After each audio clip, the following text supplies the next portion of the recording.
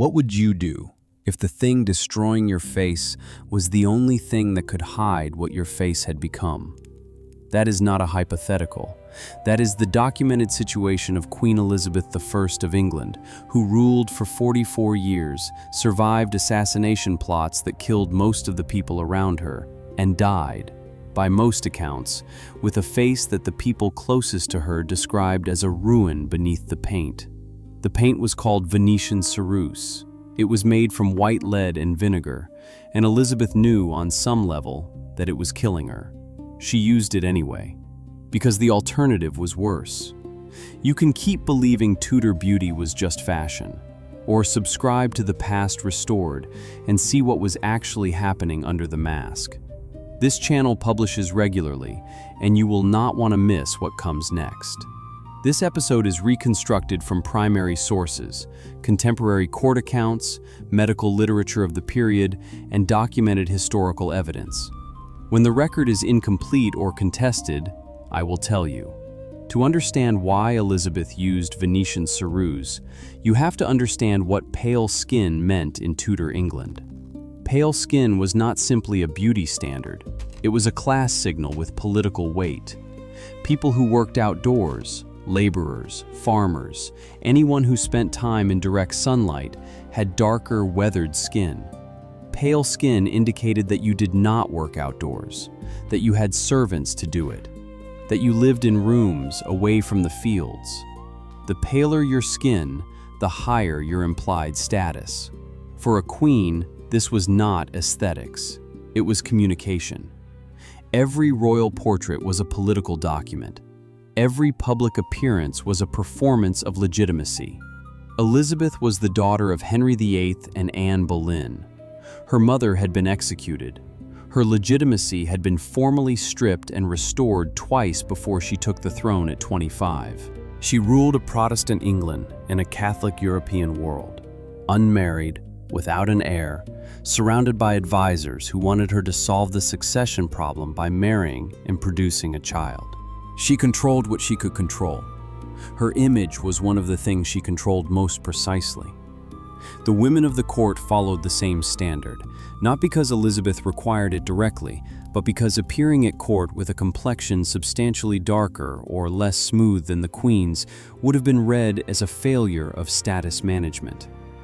The court aesthetic was a collective performance, and participation was not optional. Court ladies' account books from the period document regular purchases of ceruse from apothecaries in London and from continental suppliers whose products were understood as higher quality. The cost was not trivial. It was treated as a necessary professional expense by women for whom court attendance was both privilege and career. They watched each other age under the makeup. They watched each other apply more ceruse to cover what the previous applications had caused. They did not stop. Stopping was not an available option for women whose social position depended on the court, and whose continued presence at court depended on meeting the court's appearance standards. And then, in 1562, 9 years into her reign, Elizabeth contracted smallpox. The smallpox epidemic of 1562 killed several of Elizabeth's ladies-in-waiting. Elizabeth herself came close to death. Her physicians held private discussions about the succession. Her council was in quiet crisis for weeks. She survived. But the smallpox left her face marked, the deep, irregular pockmarks that the disease characteristically produced on survivors. In an era when pale, smooth skin was the central element of royal female portraiture, the scars were a political problem as much as a personal one.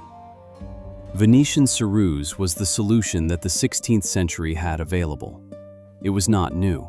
The paste had been used as a cosmetic in Europe since at least the 15th century, sold commercially by apothecaries throughout London and the continental cities.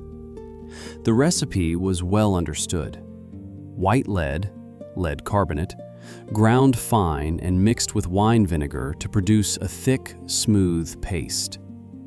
Sometimes powdered eggshell was incorporated for texture. Some formulations included small quantities of arsenic for additional whitening effect. Applied to the skin, it produced exactly what Elizabeth needed: a uniformly pale, smooth surface that covered the pockmarks completely and matched or exceeded the pale complexion required by the portraiture standard of the period. It also began, immediately, to damage the skin beneath it. Lead is toxic to skin tissue.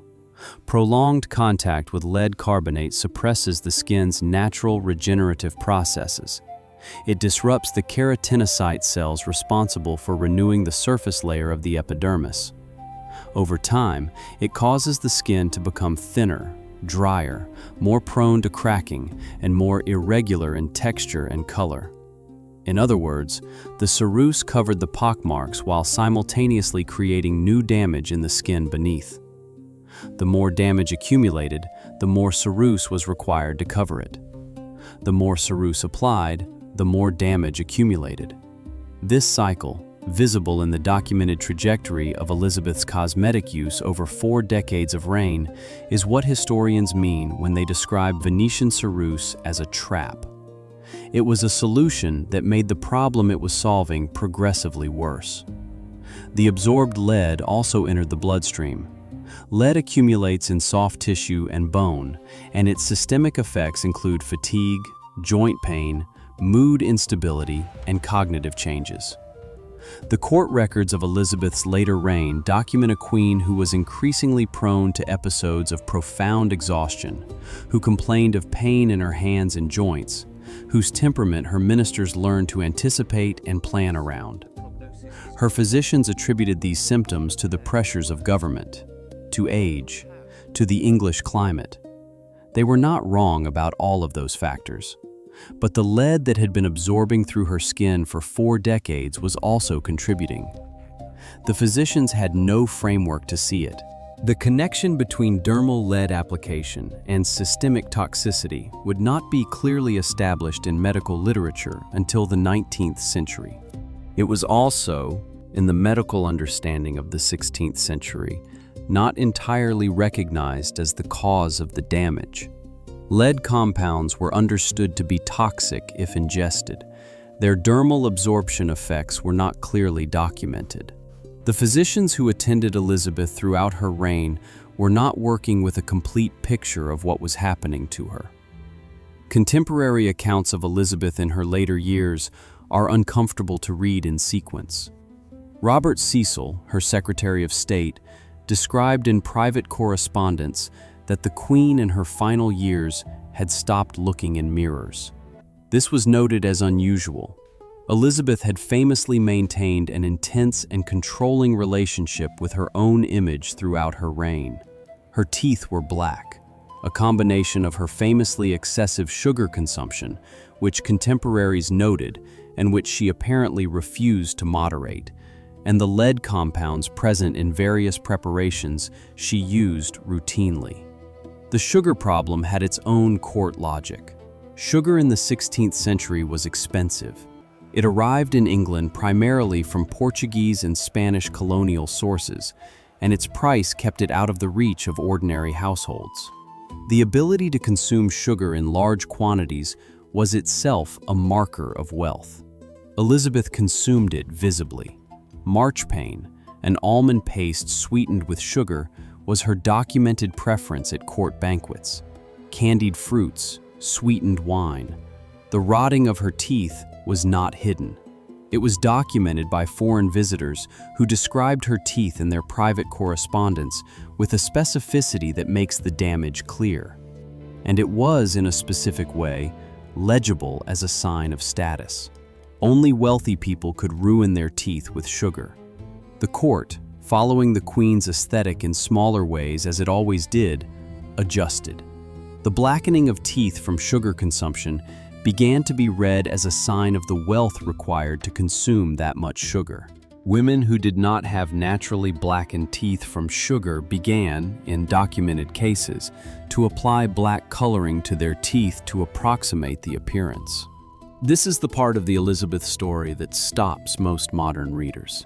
Not the lead, not the pockmarks, the black teeth being fashionable. But it follows the same logic as everything else in this episode. The Queen's physical reality defined the aesthetic standard.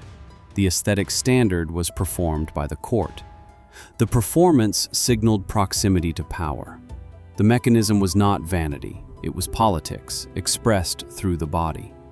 The diarist John Manningham recorded in 1603 that he had been told by a court official that the Queen's face, without her cosmetics, had diverged so substantially from her public portraits that the court maintained strict protocols about who could enter her private apartments in the morning before she had been attended to. Her portraits, particularly the later ones commissioned under direct court supervision, are works of deliberate political construction. The Ditchley portrait, painted in 1592, and the Rainbow portrait, painted around 1600, show a woman of impossible youth. Flawless, pale skin, elaborate symbolic detail, no indication of age or deterioration. They were not paintings of Elizabeth as she appeared. They were paintings of what Elizabeth's image was required to communicate. There is a dimension to this story that most accounts either miss or misread.